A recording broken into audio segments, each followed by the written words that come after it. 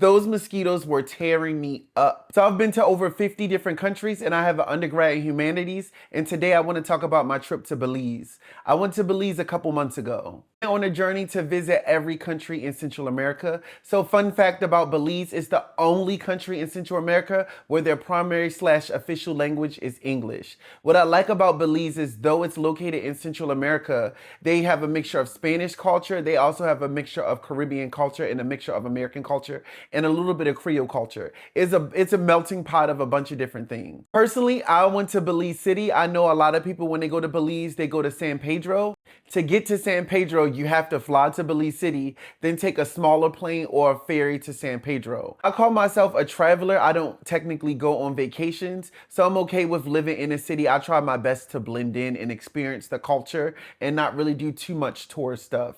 Though there's nothing wrong with doing tourist stuff. So my direct flight from LAX to Belize City was around $400 and my Airbnb was around $300. Those mosquitoes were tearing me up.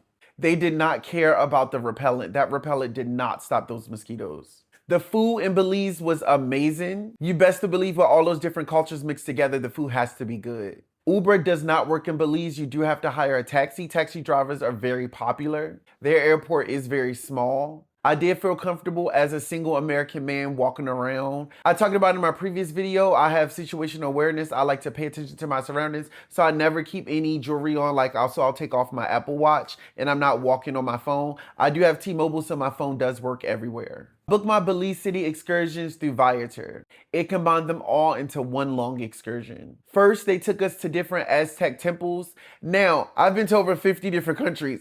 I've seen so many different Aztec and Mayan temples, and I do appreciate them, and I love to learn about history. But once you've seen big ones like the Chichen Itza, it's hard to appreciate smaller ones like this. So I went to a sun god temple, and the temples that we went to was known back in the day as a different trading area. We were allowed to climb to the top. It's nowhere to go inside of them, so everything is on the outside. After that, we went a distance to do some cave tubing. More of a lazy river.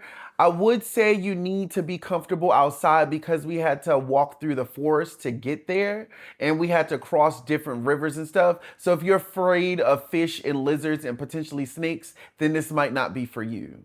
The river itself was very calm and chill. I didn't have to do any of the work. Our tour guide pushed us through most of the way and I got to see some cool outside stuff, but I say this trip was pretty chill. I probably would appreciate it more if it was earlier in my travels, but I've done so much crazy stuff that I was like, I don't want to call it boring. I'll say that this was more chill. But overall, I had a really good time.